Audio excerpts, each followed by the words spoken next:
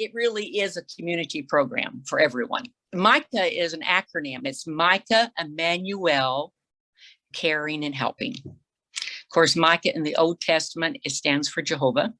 Emmanuel in the New Testament stands for Christ is with us. We're not connected with any particular denomination. It's built totally on the principle of love. I just started it as a volunteer program. I thought everyone loved their senior citizens because it's an intergenerational program. It's bringing yesterday and today together for a better tomorrow. I have 4 grown children, and I just took the things that I knew as a mom. We did pilot programs with individuals from every walk of life.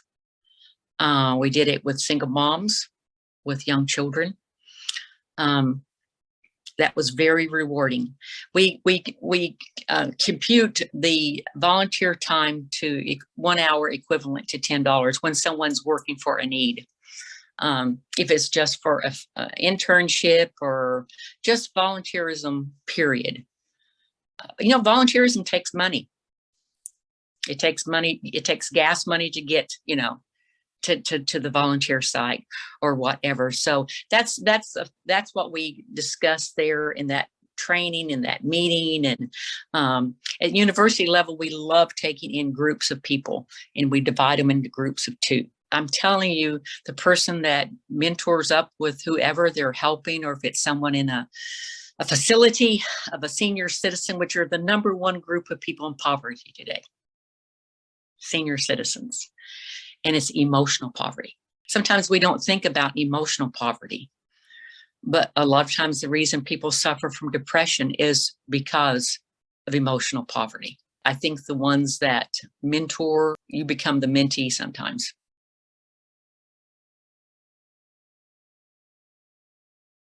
If there's compensation, we always like to write a check to whoever, like if it's electric bill, to the electric company. If they want to buy something, we go with them to, and one is a young lady that had never had anything new. So she wanted to buy a futon at Walmart. And it was amazing because when we wrote that check for her and she paid for it, it was hers. She earned it. And there's nothing wrong in having a need, because I think we all have, because it can happen just like that. Just like that. It can happen. You could be that person that doesn't have a home, or doesn't have the money for an electric bill, or doesn't have money for medicine. So don't ever think that that might not ever happen to you, because it can.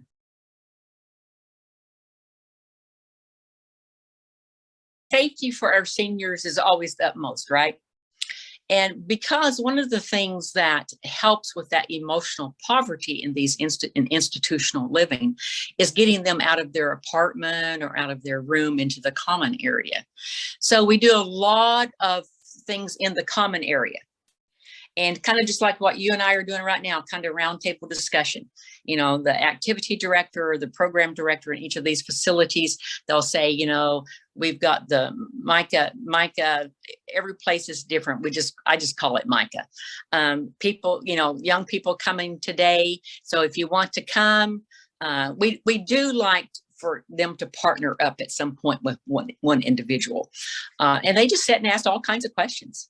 Just what was it like, and you know what, the amazing thing that all of the young people, they'll say, well, their life really isn't that much different than our life today. There are certain things that we ask your young people, your cell phones have to stay in the car, or, they have to stay in your purse. But we've even done visitation where they've taken their laptops in and showed the senior citizens how to use a computer. Or, they'll take their cell phone if that's what we're doing that day, and show them how they type a word in. And the seniors are fascinated. And some of them are pretty tech savvy too. So it's just things like that. Just talking and fellowshipping and getting to know someone. We've actually had young people change their what they were going to school for. We had a young man at Oklahoma State University that did a internship with us, and he actually changed and went into the nonprofit world. and he's heading up a shelter now. The very first lady that came through M.I.C.A.H was a product of domestic violence because she was paralyzed from the waist down. We bought tires for her, and she did her forms.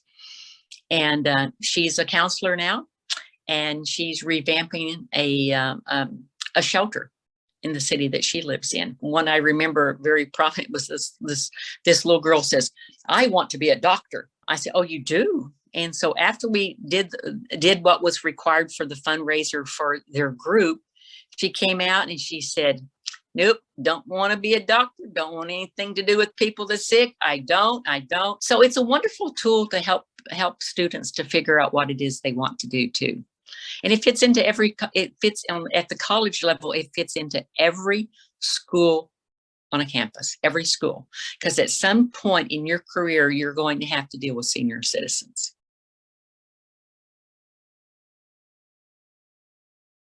We coordinated with the activity directors. We would actually really would like for the activity directors or program directors in these facilities to do it, and some of them do, some of them don't want to. We composed a list of, and everything is just true and false. We tell them it's a test, but you can't fail this test because we go over it together. And things like, for example, this is their home, right? And because we do everything out in the common areas, after we see how a student, and that is their passion, is their young people, because that's who the senior citizens really love. After we see, if they're going to be responsible, it's just like in the workforce, you've got some that, can do this and some that can't do this. And so we evaluate them. And after they volunteered for a while, and the activity director, because we do have some in these facilities that they don't come out of their room, and they can't, or they won't, or whatever. So the activity director will say, "Well, could we take Susie Q here and we'll have her go mentor with someone, say in room 216. Okay, so we do have a part of the training for that, is that if they do go to their room, they can't just walk in. It's their home, and it's already devastating for them because they've left their home, and they've had to leave so many of their personal things. And so because they're unlimited space, and we train them that this is their home, and they're so appreciative that they always want to give them something.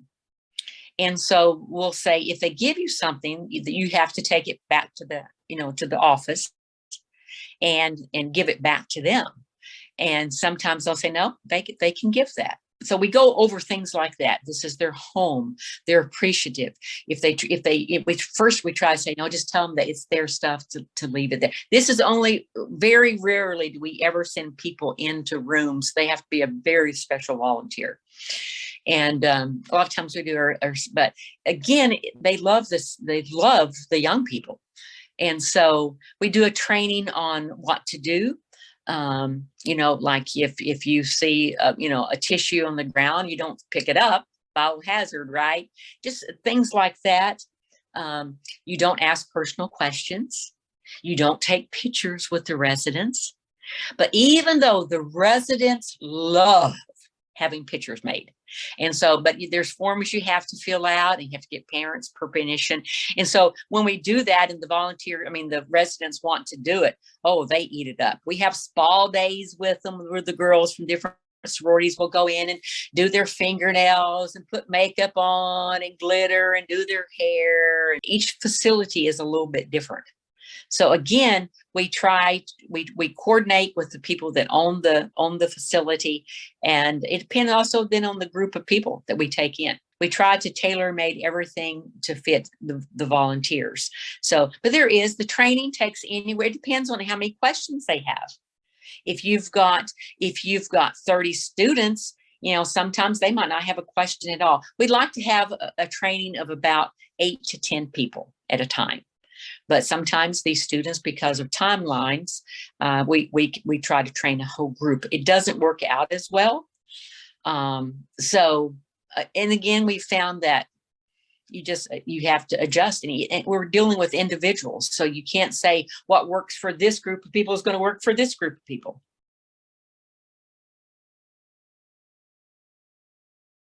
They have to sign off. They sign in, they sign out. Accountability is a big thing. We've had people that's working for a voucher try to fool us. We follow up. Did so-and-so, they actually come here and volunteer that day? And these facilities have where you have to sign in and sign out. If you're working for a voucher and you don't finish the amount of time that you need, we will honor what time you have put in, but you won't get the full voucher. They've worked their whole lives either as a homemaker or in the professional arena or whatever. They want to give back. Now people say, the students will say, wow, but they're in wheelchairs.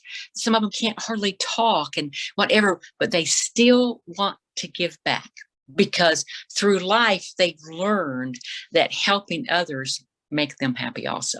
And we tell our seniors that we're giving them a job. We give them a little notebook and you're giving me a job? Yeah, is to help to educate our future, maybe the president or maybe the next doctor or the next lawyer or the next teacher.